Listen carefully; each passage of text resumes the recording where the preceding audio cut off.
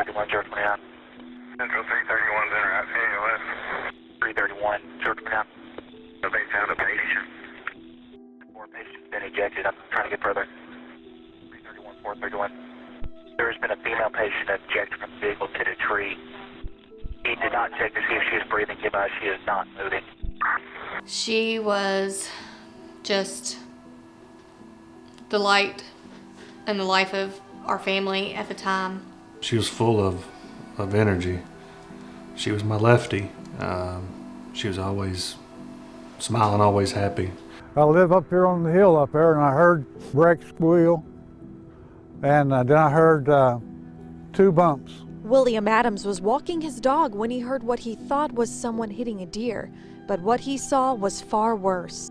Back to the house, and got my cell phone, and come down this way, and the closer I got, I seen it was a bad accident.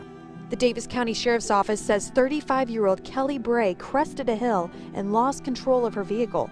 None of the passengers were wearing seatbelts. Officials pronounced her dead at the scene, along with her daughter, 8-year-old Abigail Bray, and her daughter's friend, 7-year-old Katie Hodskins.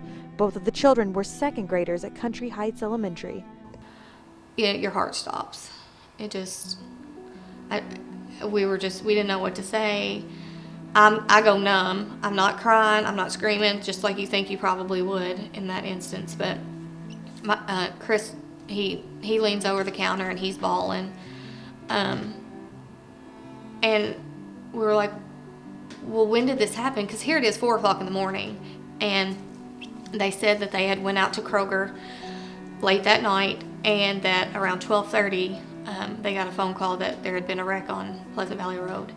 Knowing that this incident could,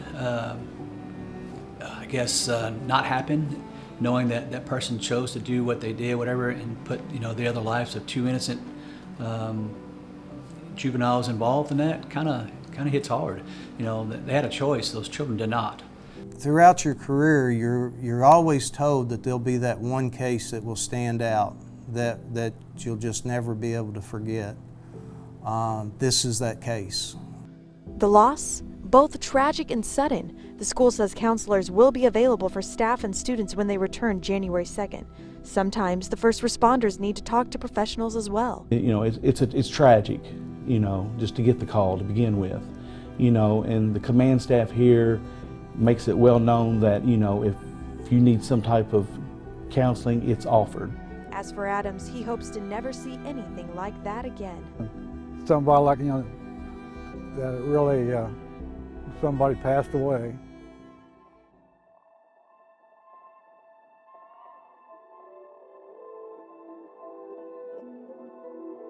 Katie went to a friend's house to spend the night.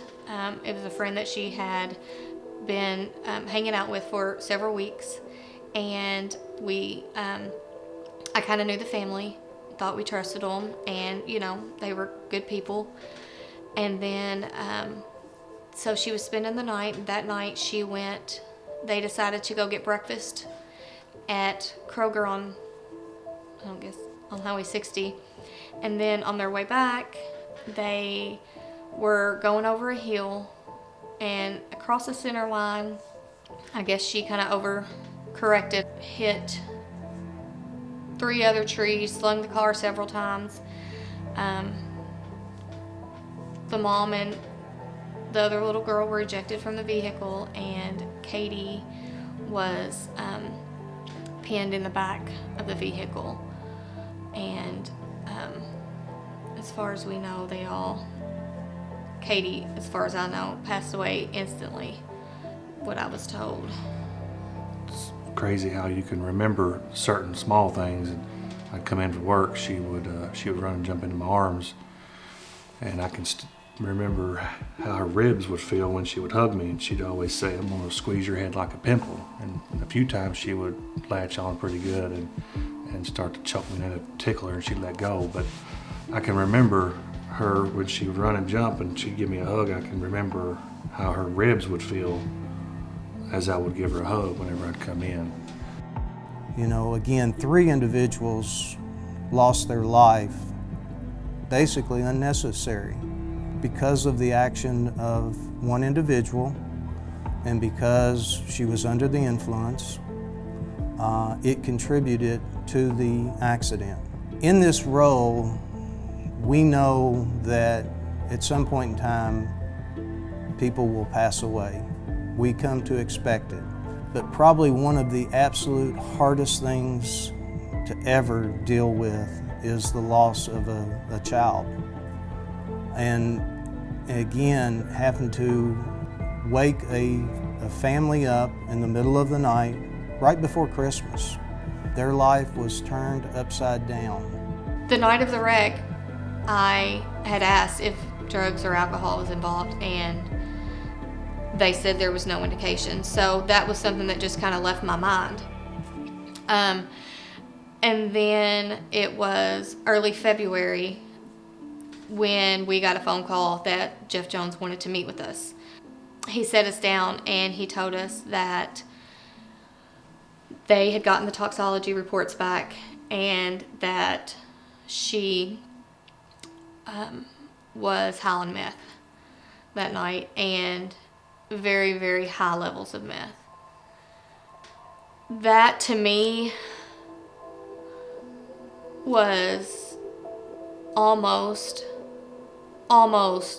right there with it, as bad as hearing about when she passed away.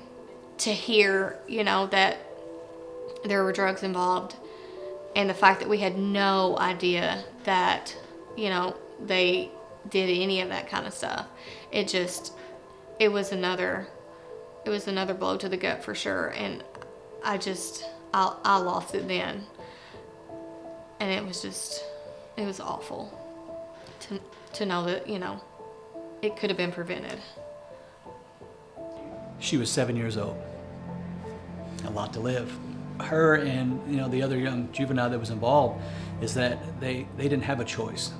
It's senseless. That's what it was. It stings still. 5 years later, we had a birthday party for Katie. Her birthday was January 29th. And after the fact, that they had already knew about the drugs, but he didn't let us know till after the fact because he knew we were having a birthday party for her. We was in disbelief. I said, there's no way. And it took me a little bit, and I was like, are you sure that this is not like a false positive? And he said, no, there's no way. And at the time, it was the most that Davis County had ever seen. I was beyond mad. So after he left, I actually was I was ready to do things that just weren't me, just not who I was as a person. If you see the pictures of Katie, you see the smile that little girl had, and again, I think from the family, it's part of the healing process. It's part of continuing to remember her and to share her story. And she has become a bigger story than a second grader going to elementary school. And again, in the years that I've done it, I've had the opportunity to sit down with families and to see the impact. When somebody has an addiction, and especially the impact that methamphetamine has had to our community over all the years. Back when I was still with the sheriff's office in investigations, the actual meth labs that we worked, and the impact that the substance has to individuals, it doesn't just impact them individually. It impacts their family, it impacts their extended family, it impacts co-workers, it impacts, in this situation, a total family that is separated from and was just a friend. If we can stop someone from putting their own or someone else's child in a car while they are on drugs, if we can stop that, then we want to do everything we can to stop it. whether you're driving, whether you're riding in a car, whatever the case may be, just don't do it. It's not worth it. Obviously the results turn out bad. You're gonna hurt yourself, you're gonna hurt your family, you're gonna hurt everyone around you that loves you. Once again, being in law enforcement for 20 plus years, I've seen a lot of families that have been destroyed over a period of time over drugs. Lives lost, businesses lost, and the ultimate families, they get lost in this whole thing because they get separated from their family because they can't get off what they've started. It's an addiction. It's like anything else, and I think we need to look at the addiction part of it. And ultimately, it comes back to them. You have to help yourself in order to, for us to help you. But you have to accept it that, yep, I have a problem. And I mean, I know they think that they're only hurting themselves, but so did they. They thought that they were hurting themselves. They didn't realize that their daughter was in the other room. They didn't realize that Katie and Abigail had a huge life ahead of them. They don't think. And I think that people should just think before they act, especially with something that serious. Never in a million years would I have thought that my family would have been affected by drug abuse, And I think that people need to be made aware of that. People need to know that things can happen. It needs to be brought out that they're everywhere. Drugs are everywhere. This was the ideal family. They didn't look like what the typical drug use family looks like.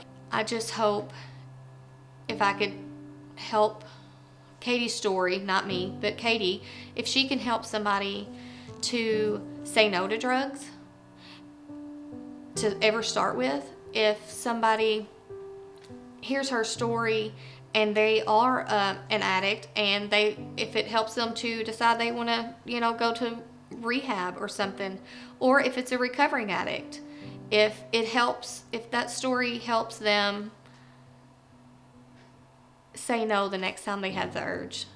And I just really want everyone to know that it's out there, it's everywhere, and we just have to be more cautious of it and aware. As an individual, you're going to have to know that I have a problem. You just can't wait to hit rock bottom before you realize, like, look, I have a problem. As an individual looking outside in, as a family member, I would say, I want to help you. I wouldn't say do a full-blown intervention. Might freak them out, whatever, but at least get involved, just like a child. Look, I'm here to help you. Let them know that you love them. Let you know that you care, and if you continue this path, it's going to be very destructive for you. The hard facts is what I like about it. Give them the hard facts. It'll probably be in my brain forever. That's probably one of the hardest wrecks I've ever worked. Two things, because she was 7 and she was innocent. That's the only thing and plus I had a 7-year-old during that time. It's very difficult.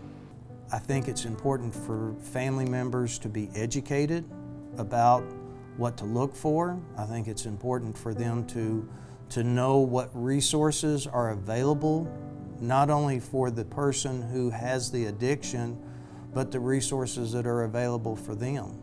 There are residential treatment facilities, there are outpatient counseling, there's a number of treatment options that are available not only for the individual, but for the family of an individual. Hi, this is Katie, and this is my new phone. Well, it's not really new, but it's really my mom's old phone, so it's kind of new to me.